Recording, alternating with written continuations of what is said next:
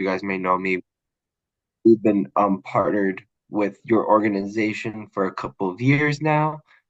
Today we have Joan Martin here doing a GRE strategy session for you guys. So you guys are going to learn some tips and tricks on how to tackle the GRE.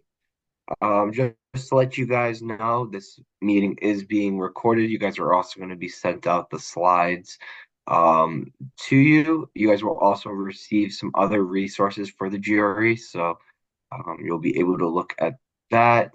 Also, as partners with the Princeton Review, you guys do get discounts on our test prep if you choose to prep with us. So your org gets 25% off for general members, and then if you are a eWard member, you do get a special discount. You can email me. You'll have my email if you are interested in learning more about our course offerings and what we offer. You guys will also have an opportunity to take a full-length GRE practice test at your own time. You're going to get that sent to you in a follow-up email, and you're going to get a score report back on how you did on each section.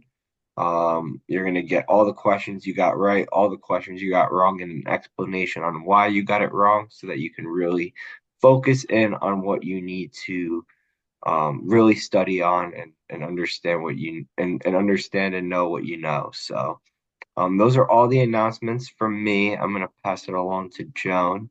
And thank you guys for coming today. Thanks, Adam. Nice to be here, guys. I see we have a pretty nice attendance. This is great.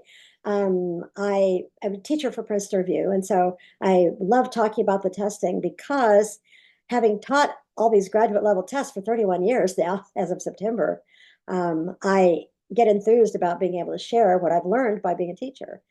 Um, I'm still here after all these years. I didn't really expect to be here longer than working for Princeton Review that long. But what I discovered was that the stuff I was teaching my students was so incredibly good. You know, when I took the SAT to go to college and the GRE to go to grad school at UCLA, I don't know.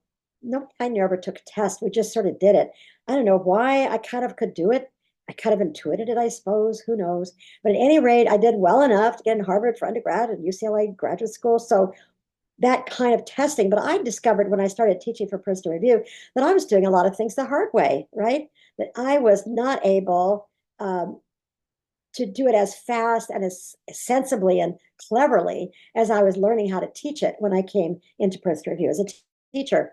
And so I was very pleased to add what I know intuitively into all these wonderful strategies that help my students succeed.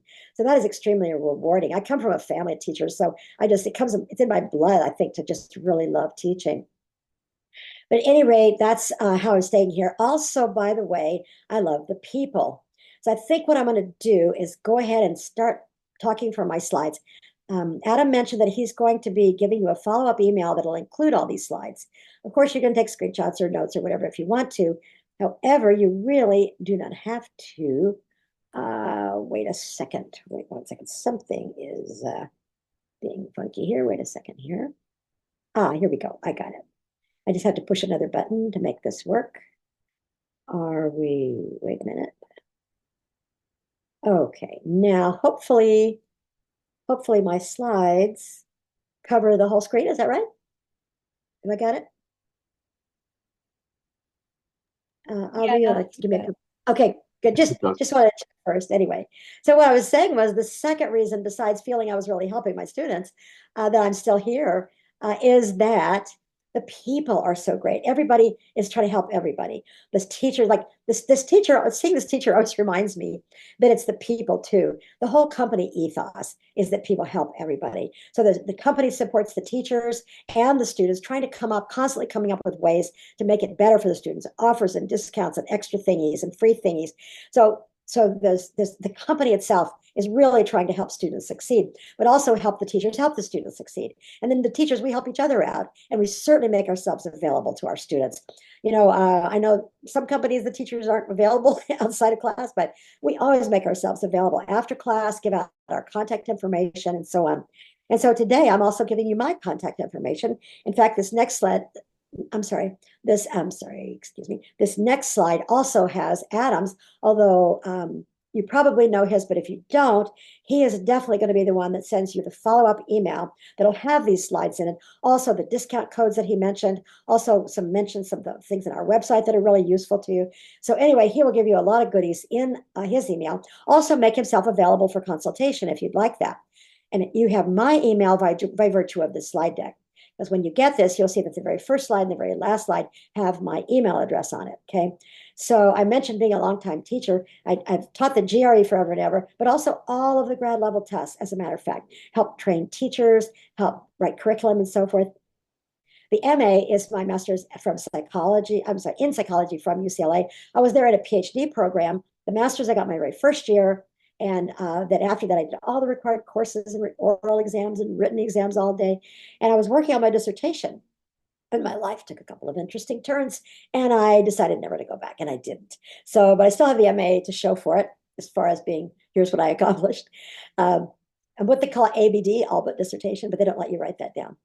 Anyway, so want to invite you to please reach out if you're taking the GRE for the program that you're going to, or if you're taking the GRE to go to business school. Pretty much all the business schools will accept the GRE in lieu of the GMAT. Or if you're taking it to go to law school, the law schools, more than half the law schools, well more than half the law schools will also accept the GRE in lieu of the traditional LSAT. Also, the top 10 in both cases, top 10 grad schools, top 10 business schools, top 10 law schools, all accept the GRE in lieu of the test they traditionally required. So the GRE has become kind of an all-purpose test for everything but med school. But if you're going into academic program, the general requirement would be a GRE. I mean, some schools don't even require any testing anymore, but the whole landscape of testing is in great flux. So you need to do the research for the individual schools and programs that you want to apply to and find out which test they want. Now, also, please feel free to reach out to me because I've counseled students over the years. I've helped hundreds of students with their applications and personal statements for their essays and so on. So at any rate, if you want to reach out to me for any kind of advice or information I might have to share with you, I am more than happy to do that. Now, the go rightly in my email address is a reference to the fact that I'm a writer editor in my other life. And I not only love to write, but I really like to help other people with writing because I know most people don't enjoy it. And a lot of people really don't want to write about themselves. Even if you're a good writer, that's a special challenge. So I really like helping out with that. So even though I do it professionally, I have a standing offer in sessions such as today that when you write your personal statement for whatever program, they always require some kind of personal statement of purpose, that you can send it to me as a freebie. An early draft, am I on the right track? Or a later draft, is this ready to submit? Then I'm more than happy to take a look at that for you gratis. So that's something that's a standing offer. Plus, you have my email address. So I'm open for questions at the end today if we have time, but also tonight, tomorrow, next week, next year. I'm yours forever if you do think of questions either about the tests or about admissions or about the writing in order to help you get into your graduate programs. Okay, so we're going to talk about what is the GRE. Some of you, I'm sure, have a way better idea than others. Most of the time in these sessions, I find all different years represented. So some people just kind of getting their feet wet and just hearing about it. Other people may have even taken tests, practice, or even real in the process of applying. Say, maybe I can get a better score if I learn a few things. All kinds of different things. People have different agendas or needs coming in. So I'm hoping I touch some base for all of you.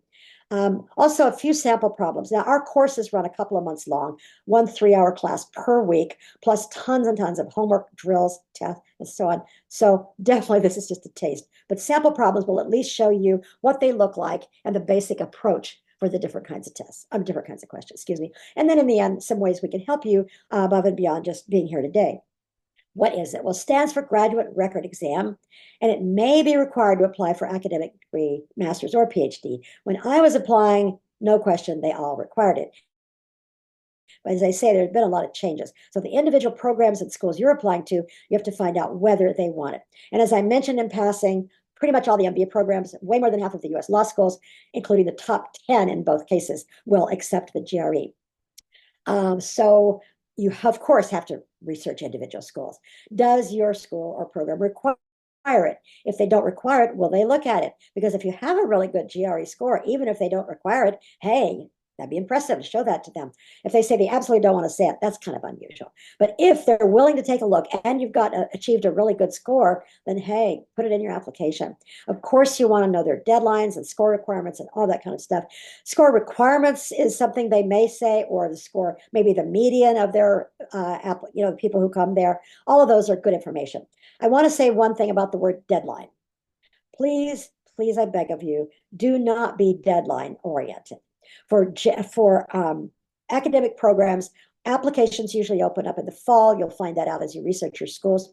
As soon as a school will accept your application, get it into them. Because if you're there right at the beginning of their process, then you've already shown something good about yourself. You're organized, disciplined, mature, serious, all those good things.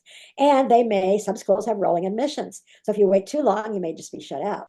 So I'm just saying, please don't be deadline oriented. Anyway, so of course you have a lot of other things besides your GRE score, GPA. You're trying to get the best GPA you can. I already mentioned personal statement, a couple of pages about yourself, and it has to be about you. How are you outstanding and memorable? Because they're going to have like hundreds or even thousands of applicants. And so you really want to have a standout personal statement. So they're going to say, oh, this person, I really want this person. Now, down here, interview is mentioned.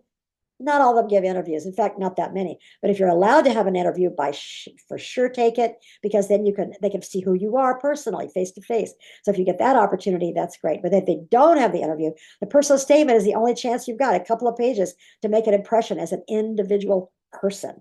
Okay, letters of recommendation are super important. Okay, they have some require 2, some require 3. They in the individual schools will tell you what they want and need. Some will require 2, allow more. That's something that you can take account of. The one thing I want to be sure and alert you to, for the letters of recommendation, be very, very sure about who you ask. If you're kind of shy, you don't think to reach out to professors, a good idea to get over it. I was definitely never shy. I mean, I was a competitive debater in high school and did some acting. I mean, good grief. I like to get in front of people and talk, and I get to know faculty. When I was at Harvard, I was constantly haunting my professors after class during office hours because I was curious. I just wanted to know stuff. I wasn't even thinking in terms of a transactional way of talking to them, like, oh, they might write me a recommendation. But by the time I graduated, I knew professors well enough. They knew me well enough that they would be willing and able to write a good recommendation. You have to have people who know you. So for sure, one way is just get to know them. Another way is you can volunteer or you get lucky and be paid to work. If they have a lab you can work in, or if you can do TA or tutoring for them. All of these are wonderful ways that your professors can get to know you. And if you've submitted papers, make sure they're wonderful and show it to them and remind them, I wrote this paper, remember. But you need that person to be able to write a couple of pages about you that are detailed, specific. They're going to be asked to put you in perspective with other students they've known over the years, and they're going to talk about you knowingly. It's not just that you give them a personal statement and resume and they sum that up. That is a bad idea. They have to write about you could give it to them to tell them about yourself, of course, but they need to write about what they know about you. Otherwise, their letter doesn't add anything. So it's important that they know you and that they be on your side. They have to be able to write an enthusiastic letter, why this person is so great, and the school will be lucky to have you and all that good stuff. Look them in the eye when you ask, unless it's somebody you've worked with for years and you know them that well. But you need to make sure they're going to write you a good letter. One horror story, one student I was helping who had a wonderful application, I mean, really wonderful. And I was astonished when she was not accepted in her program, the PhD program. And I happened to know personally somebody on the admissions committee. And he said, I'm going to tell you why she wasn't accepted. And he showed me the recommendation letter that killed it for her. It was one of her professors. She trusted him, thought she knew him. He said, well, she took a bunch of my courses and got A's. So I guess she's okay, but I don't really know her very well. Kiss of death. So be sure the people who are going to write your letters know you well enough to write a good letter and that they are in your corner. Okay, so the GRE written by ETS. Now, if you took the SAT, not every school requires it anymore, but traditionally, to get into college, you had to have SAT or ACT. But if you did see an SAT, ETS wrote that, and they write the GRE. We sometimes think of the GRE as kind of a grown-up, a more advanced version of the SAT, where the verbal is harder, but the math is easier. There are 2 ways to take the GRE test currently. In olden days, it was paper and pencil, but when it moved into Prometric testing centers, this is who ETS contracts with to administer this in their centers. When COVID hit, the centers all shut down. So ETS got busy and they created an online remote version that you could take at your own home on your own computer. And so they thought that would be kind of temporary. And it's the same test, same scheduling, I mean, same everything. So if you take it at home, that's fine. But what happened was, as COVID dragged out, also people discovered they really liked it. ETS liked it, students definitely liked it. So they made it permanent. So you, as of now, have a choice. If you do the computer centers, maybe you prefer that, then it's year round, most days of the week. At home testing is 24/7. So that is something to think about how you want to do it. So the at home testing is monitored. Don't think you get away with stuff just because you're home. They really have very good security. At any rate, it's another company they contract with called ProctorU that will be with you, live remote proctor, also assisted by AI while you take your test at home or wherever remote location you do it. Okay, it's identical to the test in the center. Content format, on-screen experience, scoring, everything about it except for the general environment will be the same. Anyway, so it's monitor always. You can't cheat, even if you think you might be able to. At any rate, if you want to online, if you go to, go online and do some Googling, you'll find videos of people talking about it and showing you what it's like to do it at home. Anyway, at any rate, so if you want to find out more about this, you could go to ETS's website and get more information about it there. At any rate, so you want to register early. When you know when you need to take it to get it into the schools you're applying to, then you want to register as early as you can for that date because they fill up sometimes. That's why I was talking about the deadlines. And so you want to make sure you get it in. Now, currently, the fee for that test is $220. Of course, that can go up over time. But that fee includes 4 schools. So if you take the test and you tell them what 4 schools you want, they will send your score to those 4 schools. Then additionally, you can apply to as many as you want. And those are $35 each. Now, if you don't say any schools the day you take the test, then all of the schools are 35. The only free ones are the day you take the test. And you can cancel the test. Okay, you say, "Oh, I've done practice test. This wasn't my day. I don't want anybody to ever see this score." So you cancel it before the scores appear. So that unlike there's to take the GRE, you get to see your scores at the end. Hardly anybody gets to do that. So it's called the unofficial score report. Basically, it's the score you get on the math and verbal. Then about a couple of weeks later, 8 to 10 days later, you will get your official score report on the ETS website where you sign up for the test. And that will show you your score. I mean, it doesn't change. It's the same as the unofficial, with very rare exceptions. And it will include the percentiles and stuff like that, put it in perspective. At any rate, so if you cancel it, you'll never know what you got.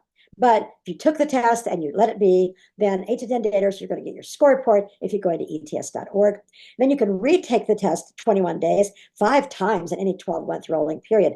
So this reminds me to tell you, I always advise my students to plan to take it at least a couple of times. I mean, you could take it more times than that, but the schools don't blink at your taking it a couple of times. Why is that? Well, first of all, you can be really well prepared, doing really well in your practice tests. And if you take the real test, maybe that'll be the same and you'll be great. However, no matter how well prepared you are, how promising a student, no matter what, anything can mess you up. Anybody can have a bad day beyond your control. The test center could shut down. The electricity goes off. You could, who knows, the environment is noisy. You could have had 103 fever. You shouldn't have even come.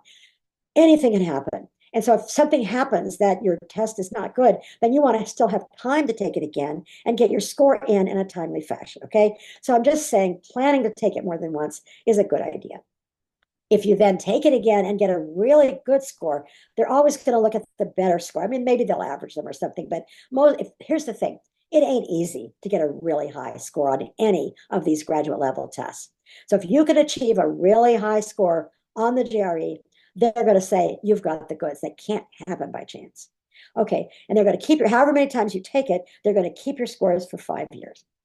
So if you ever, like you decide you get turned down and you decide to reapply, if you get turned down, please do reapply. Don't give up. If you really want to do it, do it.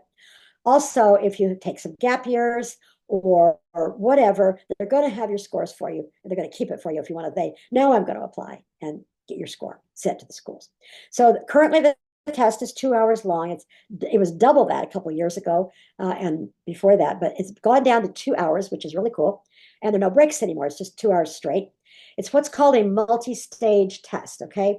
And this is adaptive. Adaptive testing means that you may have heard of it, computer adaptive testing. It means that when you get something right, it gets harder. When you get something wrong, it gets easier. Now, the GMAT is a fully computer adaptive test, question by question, but the GRE is adaptive by section. So there are two sections of math, two sections of verbal, and so it's adaptive from one section to the next. I'm going to show you exactly how that works in a minute or two. But at any rate, so one wonderful thing on the GRE is that within each of the two sections, you can navigate, as they say, go back and forth. So there's going to be a mix of easy, medium, and hard questions, and it's very highly speeded. If you're used to being able to answer something, I mean, able to answer everything, maybe not on this situation. So you've got to get real, get a good strategy, get over your ego if you feel like you have to answer every single thing, because that can actually hurt your score. Okay. So you want to navigate within it and find the ones that are easier to do. Usually they start out medium, no big deal. You don't like it, don't do it. That's fine. But if you are okay with it, just go ahead and do it. And then you come to something that's confusing or hard or time consuming. Oh, I hate these. Come back later. That's fine. You can mark questions and then back come and review. If you have blanks or if you have things that you want to look at again, then you can look at the review anytime you want to. Okay. So you can navigate. So you do the easy and medium ones first, leave the harder ones till later. If you have time, do them. If not, fill in the blanks, okay? Because there's no guessing penalty. You want to be sure you put answers in every blank that you don't get to. One letter for sure raises your chances of getting some right answers over jumping all around. And you certainly don't want to zip through fast. That's just asking for trouble because they set traps for you all over the place. So you have to take your time, make sure you're getting the right answer. You're not falling into one of their well-known traps. So that said, you need to have a guessing letter. So you always guess the same letter. Most people who've heard of that idea will say, oh, C, pick C. If you think about it logically, if there were a best guessing letter, it couldn't possibly be C. Why is that? Because all the people taking this test are used to being at the top of the curve. So they figure they wouldn't have much of a shot at grad school, let's face it. And so now all the people taking the test are being curved. And people used to being at the top, half of them are going to be at the bottom half. Okay. So this is that fact that you are going to have to be very careful about making sure you're in the top half. And one of the ways you do that is by putting things in order. And so one of the ways they trick you is that people go with these rumors like pick C. So definitely don't do that because that would mess up their curve. That would mean people who couldn't finish or didn't know what they were doing would have a disproportionate number of C's. That would mess up their whole model of testing. So don't pick C. I've even done, as a psych graduate student, I did some research on that. Definitely C is the worst answer. In my own research, I even discovered, turned out there was a best answer. I hadn't known that before. And in my research, it turned out to be A. So I would use D before, and then I switched over to A. So I use A.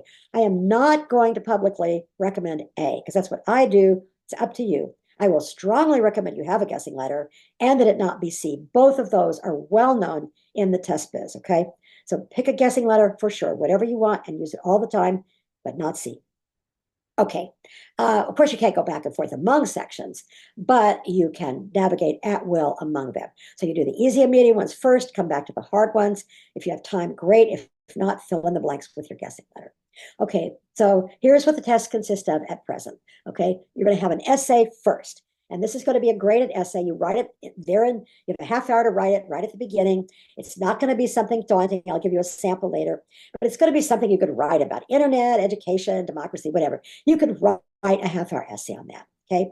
It's what's called analysis of an issue. They're going to give you an issue. Would you agree or disagree with this point of view? And then you take a point of view, that's your thesis statement, and then you support it with real world examples and reasons. And then you have a concluding paragraph. So basically, can you write the English language? Can you do an organized essay? Can you observe the time limits? Do you have good grammar? Do you stay on the subject? Or can you reason well? They're looking at that stuff. The people who grade it. I'm here to tell you the graders that ETS uses will spend about a minute looking at your essay because they've seen thousands of them. They know what to expect. They know what's good and what's not good, and they can skim it and grade it really quickly. So you're going to get a grade 0 to 6, separate score, and averages in the middle as you'd expect. But I'm here to tell you that this is basically so the schools can see, can you actually write? So as long as you're above average, they'll check that box. If it was an English or a history program where they really cared about writing, they don't want to know somebody who ETS hired to grade it. They would want to see your writing. They may ask for a portfolio or sample. But at any rate, this is just something where schools can check that box. Okay, then you're going to have a couple of quantitative sections, that's math, a couple of verbal sections, and they can be scrambled in any kind of order, okay? So that is what you're going to have, the 4 sections, 2 of each. Now, each of the 2 sections, you have a 12 question and then a 15, and then a 12 and then a 15 for both quantitative and verbal. The timing is a little different in verbal and math, right? You get kind of a minute and a half-ish per question, but a little bit less than that. Both of them have the curve from 130 to 170. That's the range. And the middle is you'd expect right around 150. Okay. So you're going to get a score in that range, 130 to 170. Now, over here on the left, I actually put a couple of percentiles in there. You can find out all the percentiles if you want to know. But to get in the high 160s out of 170, you got to be in the high 160s to get a 90th percentile for the quantitative, but only in the low 160s to get a 90th percentile on verbal. There are reasons why those curves are different, but at any rate, mainly if there's so many highly qualified people taking the quantitative test at any rate. So I mentioned normal curve. Of course, you know what that looks like. And I've already made my point about it, I think. But basically, people, if you're used to being at the top all the time, then now know that all the people used to be at the top are now going to be put into a normal curve using all of their wiles. And they're good at it. What is a good score? Well, good score. This is the mean or median or mode. You know, that's what middle of a normal curve is. So the mean, as you'd expect, is right around 150, a little bit higher for the quant, as we would expect. And then the AWA, the essay, is right around a little bit above the 3. In the middle, 3 is 3.6.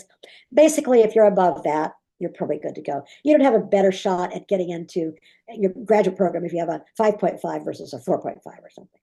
Okie dokie. Adapted by section. I promised I would show you what that's like.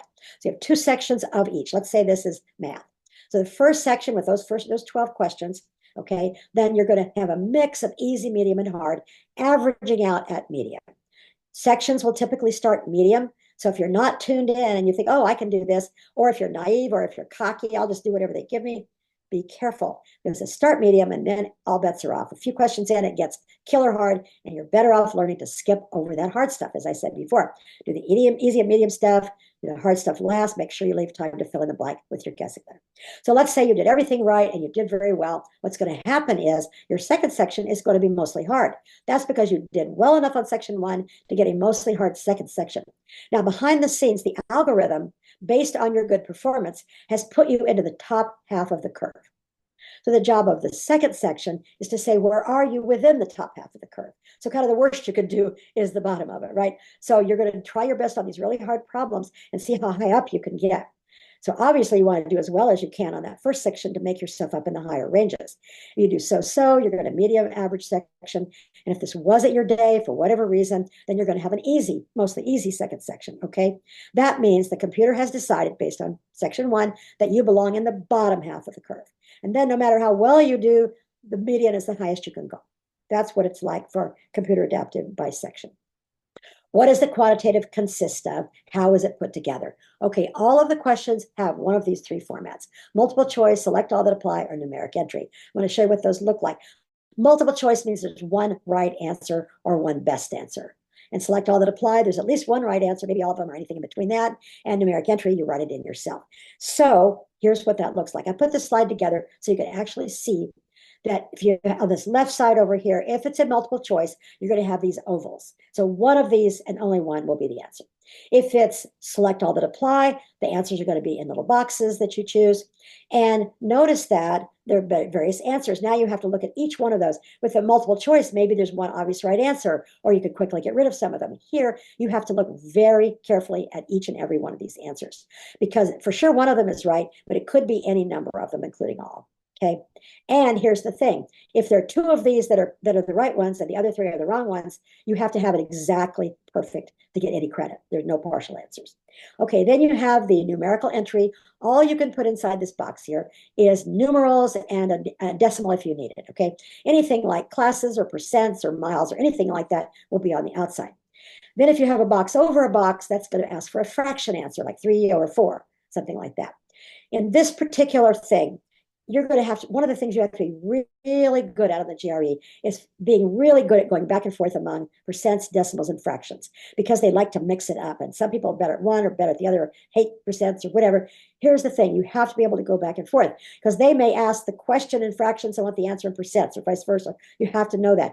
Also, questions that are asked in percents, I almost always will switch them, if at all possible, switch them to fractions or the nearest fraction. And then I can either get the answer or get it down to 2 and use something else to decide between them. But to actually do percents with all the decimals, blah, waste time, much more prone to errors, etc. So anyway, you have to be able to go back and forth among those with great facility. Also, there is a calculator whenever you want, you can get it in the quant sections. Okay, I beg of you, don't try to depend on it. Don't use it as a crutch.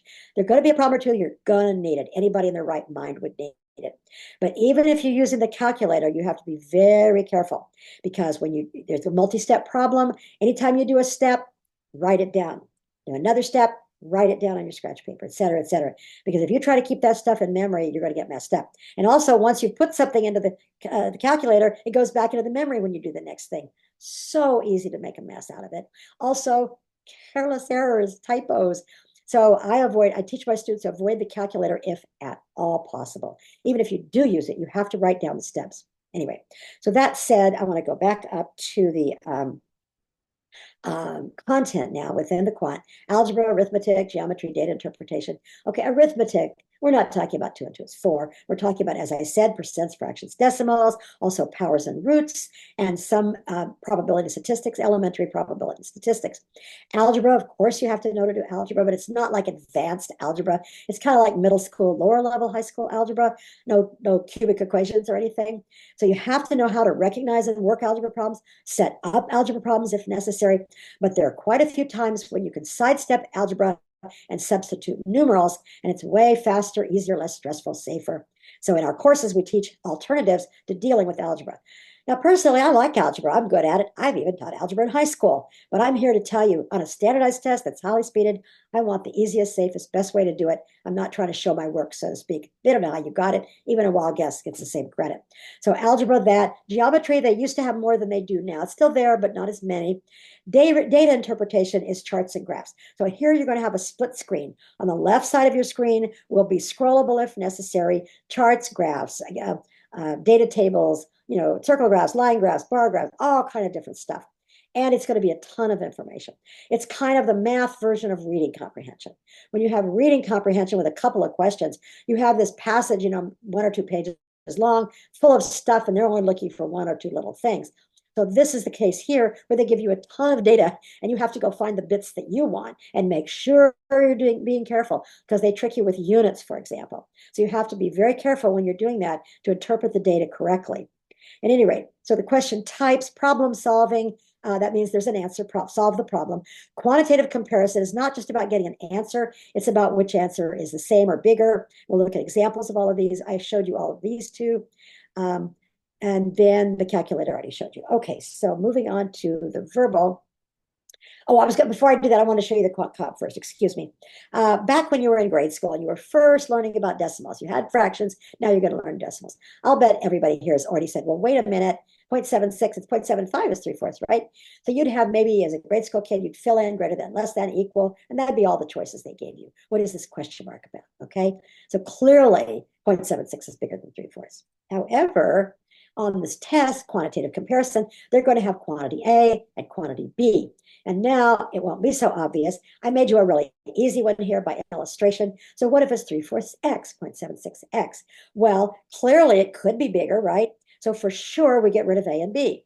So either B is always bigger, which is answer B, quantity B is always bigger, therefore answer B, or you don't know. It depends on what X is, right? They will say the test says it can't be determined from the information given. I say it depends on X. But I've given you no specifications on X there. Could be anything. Could be negative. Could be a fraction. Could be 0. Sometimes they give you some parameters, but X could or couldn't be. I just want to show you how that works. So in this case, it for sure could be B. So A and C are out. But since it could be greater or it could be equal, then it's going to be D. That's how quant comp works. For the verbal format, you have the multiple choice, select all, apply, that's the same. Select in-passage responses is for reading comprehension. On those, they're going to highlight 5 words or phrases or sentences, and then you're going to pick the one that answers their question. There are 3 different kinds of questions. We'll look at one of each. Reading comprehension, that is split screen with reading passage and then questions, and they vary in difficulty level. Text completion and sentence equivalence are filling in the blanks. If you took the SAT test, then this is called sentence completion for there. There are one or two blanks that you fill in the answers. Okay, this is text completion because there could be one or two or three sentences and one or two or three blanks. Okay, that's the difference. And sentence equivalence is vocab, but you haven't seen that kind of thing before. I'll show you what they look like. So what is GRE score select? Okay, when you're taking your test, remember you said you could cancel your score if you don't want to see it. Okay, you'll never, if you cancel it, you'll never see it. If you don't, you'll see it at least. But score select gives you a chance to decide whether or not to give it to anybody, right? Or keep it. So here you have on test day, you have some options. After test day, you have some different options. This is all kind of information overload. What I recommend to you, you're going to have this slide, you can look at it before you take the real test. Make sure you've looked through this. Don't assume everything's going to go well and then it's going to be this or that. So you look at this and you figure out what would I do in various scenarios so that you don't have to be under pressure and you're tired to make that decision at that moment. You want to know what would lead you to make this or that decision. But you have different options. Most recent, all this one, favorite, that one, not over, whatever. The test centers where you take the test, if you go to a test center, okay, all look similar. Okay, so these test centers will have some kind of a proctor. Her smiling face reminds me to tell you that in general, they're always very calming. I even went to a center that had a serenity fountain in their waiting room. I thought that was interesting because from the proctor's point of view, they want everything calm. And believe me, the people taking these tests are under a lot of pressure. And sometimes people gasp or cry or run out of the room. I'm serious. And the poor proctor has to deal with that. So I'm just telling you, they tend to be really nice. Okay, when you go sign in, you're going to show a picture ID in order to sign in. If you go and try to get your ets.org, get yourself an account, you can get information there galore. Plus, that's where you go to sign up for your test. Then sign up for your account in ETS with the name that's on your picture ID. If it doesn't match, you may not get in. Okay, then you're going to put everything in your locker except for the picture ID and the writing materials that they will give you. At home, you have your own writing materials. In the center, they give it to you. Okay, you're going to have ID, sign in. You're going to have like a palm print, thumbprint, fingerprint, whatever. They're going to check you for, anything, any kind of cheaters or any kind of, I don't know, weapons, heaven forfend, okay, to make sure that everything is cool. Then they're going to give you the writing materials, as I mentioned. They'll give you a little stapled together bit of scratch paper, a few pages of that, and some pencils.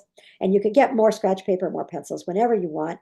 And by the way, just feel free to ask. If you filled up one set of scratch paper and get more, that's totally fine. The proctor will do that for you. And by the way, the use of scratch paper to succeed on this test is important. I already alluded to the fact that when you're using the calculator on those occasions, be sure you write down each piece that you get. Each time you get a piece of an answer, write it down. Then you do the next part, write it down, write it down. Same thing holds even if you have it right in front of you and you're not using a calculator. But effective use of scratch paper is one of the topics that we cover in our classes with great importance. Okay, so then they're going to take you into the test room and seat you. So you can notice here it's kind of like a library with carols around the outside. So everybody has their own big screen computer, keyboard, mouse, and you've got a picture ID and the writing materials, and not even water. Everything else goes in that locker. You can't have anything but the ID and the writing materials. When they seat you, they're going to offer you earphones or earplugs. Take it. If they don't ask, I'm sorry, if they don't offer, ask them, because it may be quiet in there, but it's not silent. Look at that. Those people are taking their test, and this proctor is talking to the student, orienting them. You don't want to hear that. Also, people cough, tap their pencils, come and go at different times. So you don't want any distraction. So please take one or the other of those. Learn to speak GRE. Oh boy, yes. They ask their questions in very particular ways. One of the ways they can make it harder, in fact, is to ask the questions in kind of unique ways. When I was taking these tests, I mentioned that, I don't know, my friends and I, we didn't even know there were courses or, whatever, that we just took the test and what happened happened. But the way I did, I was kind of intuitively good at it, but I had to figure it out. I would sit there and I'd look at a question and I would say, that's interesting. I wonder what they're looking for here. They'll go down and look at the answers. Well, if those are the kinds of answers, they must be asking such and such. And I go back and look at the question, reread it. I guess you could construe the question that way. Okay, and then do it. Look at the wasted time. You want to get acquainted with how they ask their questions. So the more you study this, and we help clue you in, but practice will help you understand how they ask their questions. They have weird questions and definitely weird answers. Okay, so a few sample questions to take a look at. So for example, I talked about quant comp. So this is a geometry version of that. So they will never lie, but they will leave information off, or they will try to trick your eyes. Some people make assumptions that aren't valid. So here they're looking for F and G, which is the vertical, the altitude here. So if you have a right triangle, you can always use the Pythagorean theorem if you want to. You could do that. Big waste of time for quant comp. But if you know what's going on, some of you have already answered this in your head, but if you know what's going on with this, you don't have to calculate on the quant comp always. Once in a while, but usually there's a principle involved that you can test instead. So if I say to myself, well, these look like equilateral triangles, watch the details. The bottom of the left one is just a teeny bit smaller than the one on the right. So if you're good at math, you already know what's involved with that, but always a good idea to redraw the figures they give you and exaggerate any differences. So for example, if the one on the left has a smaller base, make it dramatically smaller. You can immediately see what happens to the height. Therefore, the answer has to be A. Okay, now here's a question. I talked about doing easier ones and harder ones later. This is a question that most everybody would put later. Even if you're good at math, it's got so many steps and places that you could get derailed, and then the whole thing is lost. So for example, some people hate fractions or are uncomfortable with radicals. So that, there's several good reasons to put it aside. Also, two variables, one's on the radical, and it's select all that apply. So you have to have exactly perfect to get no credit at all. A lot of reasons somebody might put this off for later. Whether you do it earlier or later, there's a best way to approach these.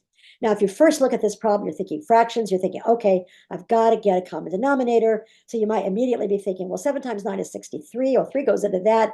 But I'm thinking to myself, wait a minute, oh, I see some like fractions here. Okay, wait a minute, let me put the like fractions together at least, okay? So write that down on your scratch paper, but put the like fractions together.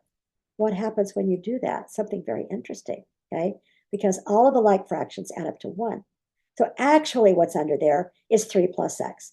Now, if you made any calculation mistake while you were going through this, then you wouldn't achieve that. But it's easier than it looks once you've gone through the steps carefully. So still, however, you have to say, okay, reread the question. Okay, n is an integer. Okay, you have to know the definition of terms in math too. Integer could be 1, 2, 3, 4, 5, dot, dot, dot, plus or minus, or 0. 0 is an integer. Some people forget that. Okay, so it could be any of those, but it can't be the negatives in this case because the GRE doesn't have any imaginary numbers. So n is going to be positive or 0.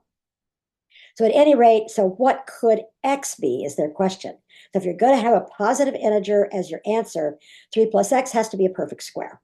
Okay, so now I can look at my answers. So 0 is a perfect square, but not 3 plus x. Forget the fractions, that's not going to be it. 1 is a perfect square, and 3 plus 1 is a perfect square, not the fractions. 4 is, 3 plus 4 isn't, and 6 plus 3, yes. So you have to have these two answers for all that trouble, or you get no credit. Okay, so general test taking strategy. I've already alluded to most of these already. So for sure, time management. Watch your time. Don't get cut off with blanks. Fill in your guessing letter. Okay, personal order of difficulty. Do the easy and medium ones first. The ones you don't like or that look tricky or time consuming, do those later. And process of elimination is so important. Okay, especially in the verbal. Sometimes math too, but definitely in the verbal. So E is the important thing, elimination. Yes, it's helpful to have your own answer. I love it when I have my own answer. Sometimes it's just not possible. What you're always looking for is how to get rid of wrong answers. Because a lot of times you really don't know, but it sure as heck isn't these, so it's got to be that one. But you can like an answer, but never choose it and close your mind to the others because these test writers are so good at planting a poison pill in something that looks right to everybody or making something that looks wrong actually be right. Okay, so they're very good at writing what they're called attractors or distractors. You can see where they're coming from with that. Attract you to the wrong answer, distract you from the credited response. So you want to look at all the answers with an open mind, looking for flaws. Okie dokie. Standardized means predictable because once you get used to these tests, they are predictable. And so one thing you can do to make it predictable for yourself, Princeton Review has we call it trigger response. Now, in terms of the world at large or sociology, trigger response has a really negative connotation because it's kind of a knee-jerk response. And so like racial prejudice or all blondes are stupid or whatever. These are what we call trigger response usually. But trigger response can also be something really good. So for example, we teach a whole bunch of triggers. And when you get this trigger, you do this as a response. This is how you do that kind of problem. So for example, here, the trigger is average. Okay, when you have an average question, well, you guys know how to do averages. Total divided by number equals average. So you got that little algebra bit to do. Now here you got two averages. You have two of those. You have five classrooms. You got five of those. Okay, one thing they love to do is deluge you with information, okay? And then everything gets very confusing. And you could do that algebra, but you know what? Princeton Review came up with this really cool tool called an average pie. So what they've done is taken the algebra and put it into here so that it becomes just a fill in the blank. So number of thing, okay, and there are two of them, so we have two pies, right? Two averages, so two pies. So do this step by step. You got the pies, average, you got two of them, so pies. If you have five classes, you have five pies, whatever. So now it tells me, go back up in here and get some more bits. So seven numbers is 21, right? So immediately I know 7 times 21, I can get my total, right? Like, okay, that works. And then I take one out and the remaining number, so that's 6. The new average is 23. Okay, that gives you that total. Okay, then you read the question, right? You have go back in and get a bit, go back and get a bit. Try to keep everything in your head as a fool's errand. Okay, so n is removed. What is n? Aha, you get that just by subtracting. So you subtract, you get n, therefore the answer has to be B is bigger. No question about it. So understand that this is a very simple one. Sometimes you have to do more than just subtract two numbers. Sometimes it's a lot more involved, but at least those pies give you a way better control of that information. We have other tools too. We have ratio boxes, we have information trees, different ways that you can organize this influx of information to help you keep it all straight and know what to do. Okay, so the verbal section is very predictable too. Reading comprehension, they always start. Reading comprehension will be the second type of question you get, right? You will get text completion first, then you will get reading comprehension, and it will be a passage on the left, split screen, and questions on the right. Now there are going to be a couple of passages in this in the section, and so you can do that passage or not. You do a few vocab questions, and then there's this reading comp. Reading comp on average takes more time. Even if it's okay, it's still more time consuming. So why not do all the vocab ones first and then come back for the reading? So you can do the fill in the blanks and then you skip the reading comp, do the next fill in the blanks, and then the next reading comp, the last one. You could do it or not. It's up to you. If you like it, do it. If not, go back and maybe the other one's better. And maybe you get it all done, or maybe you only get part of it done. Then you have time to fill in your blanks with your guessing letter. That's in general how that works. I want to tell you that these passages can be scrollable. Like this one looks like it's probably going to be two screens. You can scroll it up and down. So when you do the passage, it's going to stay there for you. You can do the passage now or later, up to you. The questions can also be in, you can navigate the questions. In a given passage, you'll have those questions you don't like. Primary purpose, do another one, come back to it. Perfectly up to you. Okay, now primary purpose has some known traps in it. Primary purpose, main point, central thesis, that kind of stuff. Most people just assume that this is a whole thing. It's a piece of writing that's got a beginning, a middle, and an end. Guess what? The chances of that happening are very slim. So if you're trying to get main point or primary purpose, it's quite natural from your normal life experience to think there's a thesis statement up there. Let me go find the thesis statement to answer that question. Guess what? It makes a beautiful trap. Because most of us assume that or think that, then it's probably not going to be it. If you see something in the first paragraph that looks like a thesis statement, it's most likely going to appear as a trap answer. Then you think, well, there might be a summary down here, right? So if you go to the end looking for a summary, guess what? That's even less likely. But that makes another good trap answer. So those are some common trap answers we see on this type of question. So if that's not it, what do you do? Well, do you just skim it? Nope, that's too superficial. Read the whole thing carefully. Way overkill. First of all, you fill your head with all kinds of garbage they never even asked you about. Try to memorize it. Fool's errand, not going to happen. Now, if you have a photographic memory, oh, fine, but that's not most of us. So what you want to do is spend a minute or two getting the big idea for yourself. Each paragraph contributes a piece to the whole picture. So what is the purpose of the first paragraph, second, third, fourth? And then you put those pieces together to get the primary purpose. So I'll go quickly through this one. So for example, until recently, oh, it's going to be a change passage. Aha. Until recently, corporate ideology in the US held that bigger is better. Guess what? They don't anymore, probably, right? Until recently, they thought that. This traditional view, there's another tip off, is now being challenged by, again, giants are being outperformed by these new generation of smaller. Okay, I got it. So we used to think bigger was better, and then now, now we think smaller is better. That's the purpose of that paragraph. And once you kind of have that, you skim to make sure you haven't missed anything important. Okay, then the next paragraph, what's that going to be about? Second paragraph. For most of this century, big companies dominated. I'm thinking maybe they're telling me why we thought big was better in the first place. Skimming through history. Yeah, don't need that at all. They ask me a specific question. You bet I'm going to read that. If I try to write it now, it's just going to be distracting and time consuming and wasteful. Don't want it. Main point, how do we get the big idea in the first place? Third paragraph, but contrast, rapid developments in the marketplace have begun to change, faster. Okay, so small companies. This is how the reason that it changed. That's what that paragraph's there for. Okay, so what's this final paragraph doing here? Of course, successful emerging small companies face a dilemma. Oh no, so it could get messed up. Can they fix it? Skim, skim, skim. Oh, line 34 to avoid this trap. Okay, all I need in this paragraph is that the small companies could get messed up, but they can fix it. So the main point, and look at these answers. These are very short, abstract answers. So basically, there's a change and it could get messed up, but you could fix it. So what is the purpose? So you may have your own answer.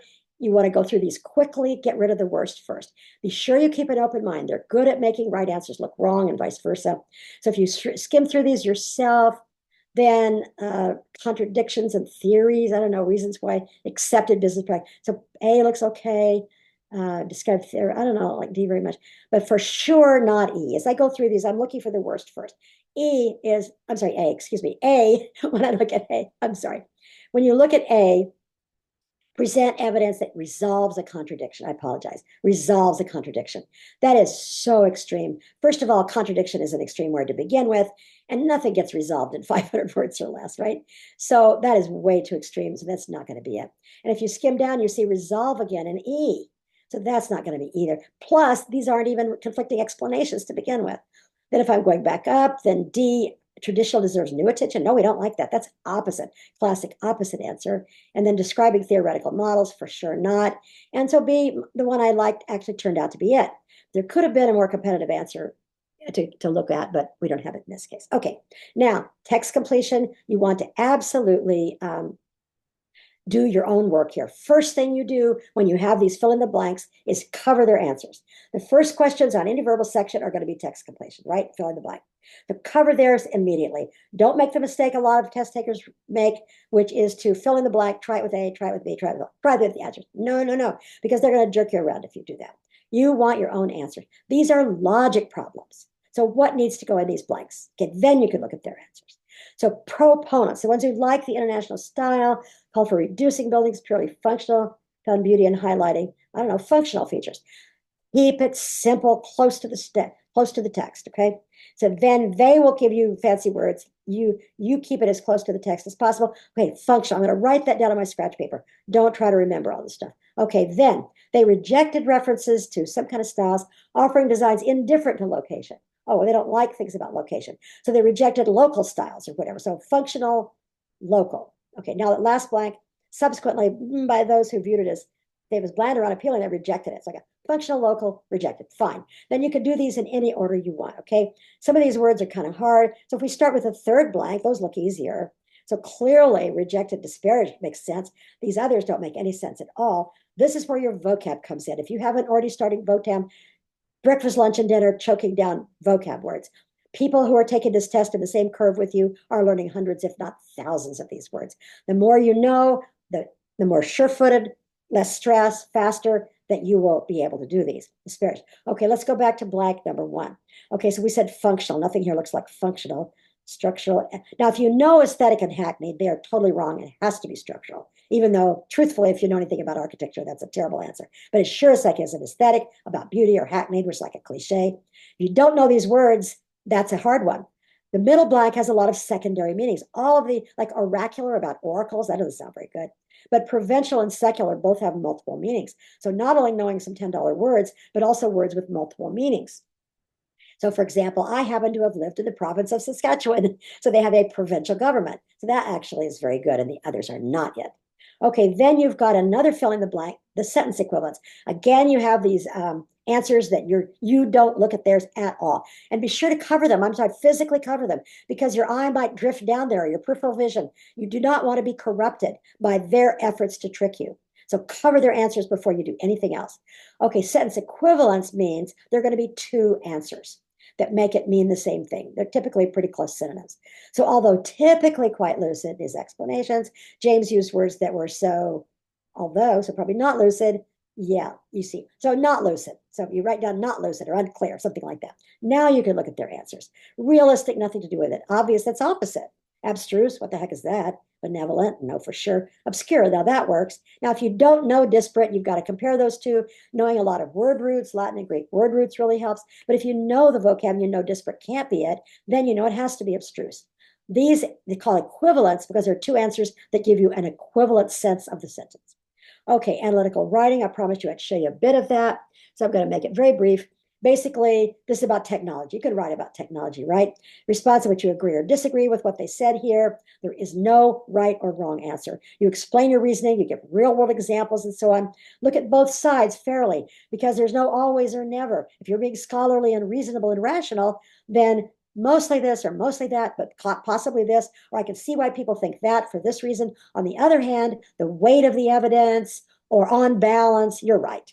That's kind of the tone you want to strike. Okay, in terms of, obviously think, write, edit. Okay, it's a basic 5 paragraph essay. You can have 4, 6, whatever, but it's got beginning, middle, and end, as I said before. Subject tests, there are only 3 still being offered. And we have like cracking all these different tests if you're interested. But the information is on this slide if you're interested. The general GRE is what most people take. Only a small number of people take subject tests. We're here to try to help you. Of course, we're trying to help you in terms of getting into schools, but we can help you with a 14-day free trial. We have free practice tests and so forth, homework help. The 14-day free trial. This is a slide to all the different free. You come in and have all these goodies from us for free. Okay, homework help. We've got master tutors. We can help give you that. Test prep, all kinds of things. We've got books. We've got prep books, all kinds of things. Okay, so courses and tutorials and so forth. So anyway, a lot of ways to do this. And our most popular course is 162 plus, money back guarantee if you don't get that. Why? Because 161 is the average of accepted students to the top 10 schools. It's a wonderful course, very popular. So we're in partnership with you guys here. If you have any other groups you want to be in, now I don't have time for questions today because I have another class to go to, but you have my email address. If you have any questions at all, please reach out. I'm more than happy to talk to you and answer your questions. I'm so sorry I can't stay for a question period, but at any rate, thank you for coming. I hope you got some benefit and good luck. Good luck at school. Good luck on your testing and your applications. And take care of yourselves. Thank you, Joan. You have a great rest of your night. Oh, you too, you guys. Welcome. Thank you for the invitation. Thank I hope you. you're Yeah, okay. thank you everyone for being here. Have a good night.